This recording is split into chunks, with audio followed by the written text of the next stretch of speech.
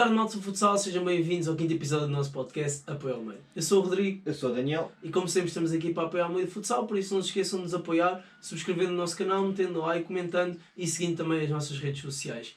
Antes de iniciarmos o próximo tema, relembrar que todos os conceitos aqui mencionados são da nossa concepção e nada tem a ver com os clubes que nós aqui representamos.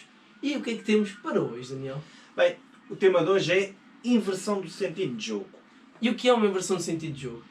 Isto é, no fundo, quando um jogador, através de um passe, de uma pisada ou de condução, troca o sentido para o qual o jogo tende ou está orientado ou tende a fluir. A inversão de sentido de jogo pode ser feita com ou sem sobreposição em diferentes zonas do campo. E qual é o objetivo da inversão de sentido de jogo? Bem, quando uma equipa está a defender, ela também tende a orientar a sua pressão num sentido. E normalmente o sentido em que orienta a sua pressão é o sentido em que o ataque está a jogar. A inversão de sentido de jogo surge como uma ferramenta para explorar possíveis desequilíbrios no lado contrário à zona de pressão. A inversão de sentido de jogo na ala, para além de ser a mais comum, é também a mais óbvia. No entanto, achámos que era importante caracterizar a inversão de sentido de jogo no pivô. O pivô pode promover a criação de espaço orientando o seu corpo num determinado sentido e depois explorando o sentido contrário com uma pisada ou com uma rotação. Temos por último a inversão de sentido de jogo após o bloqueio, onde o jogador do bloqueio continua o seu movimento para a paralela, recebendo posteriormente um passe do jogador da ala. Esta inversão é muito utilizada em situações de salto de marcação ou troca entre o ala e o pivô defensivos. Já definimos então o que era uma inversão de sentido de jogo, vamos então ver os critérios de êxito, ou seja, o que é que o jogador tem de ter atenção e o que é que o treinador tem de ter atenção quando está a corrigir. O primeiro e muito importante é fixar o seu defesa no 1 contra 1. Se não fixarmos o nosso defesa, não podemos, por exemplo, realizar uma pisada. Uma vez que se o defesa não está ao pé de mim, não vai haver criação dos passos por ar, porque o defesa está longe e consegue rapidamente flutuar e apanhar a bola que nós, por exemplo, pisamos. A segunda é a criação dos passos por ar. Após fixar o defesa, eu não posso fazer uma inversão na ala estando ao pé da linha. Uma vez que se estiver ao pé da linha, não há espaço para inverter. Portanto, o jogador quando recebe, após fixar o defesa e conduzir para o meio, pode realizar uma pisada se tiver criado este espaço.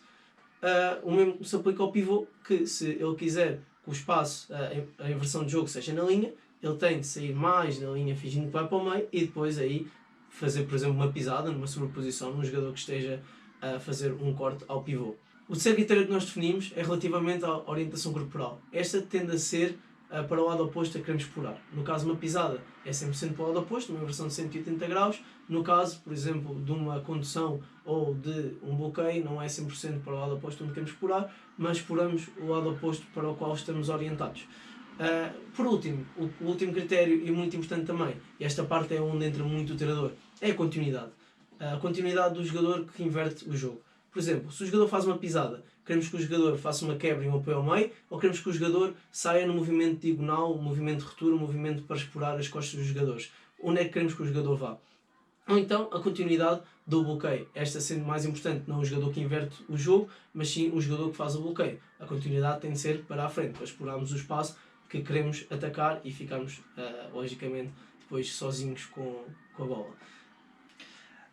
Em termos de idades, nós definimos que podemos começar a trabalhar a inversão de sentido de jogo logo em benjamins, a nível individual, através da condução ou da recepção, no momento da recepção enganar o jogador adversário, e podemos fazê-lo com exercícios de 1 contra 1 com 2 balizas.